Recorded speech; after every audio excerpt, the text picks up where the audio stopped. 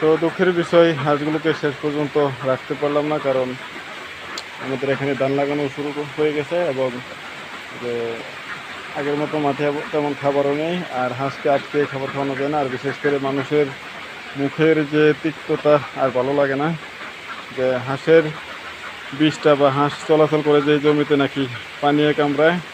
আমি সারাদিন পানিতে থাকি, আমার পায়ে একটা গামাছিও নাই, হয়তো দেখতে প্যাক গোলাতে দেখা যায়, কিন্তু ওদের নাকি পানিয়ে কামড়ায়। তো যাই হোক, হাঁস যখন থাকবে না তখন দেখি ওদেরকে পানিয়ে কামড়ায় না অন্য কিছু কেন কামড়ায়। কারণ মানুষের হিংসার শেষ নেই, মানুষ কখনো মানুষের ভালো দেখতে পারে না।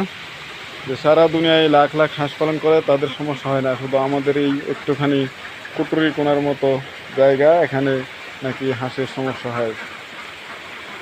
তো যাই হোক, ভালো থাকুক সবাই, কারণ আমার এই কয়েকটা হাঁসের জন্য বা হাঁস পালনের জন্য মানুষের মনে এত হিংসা আর দেখতে চাই না।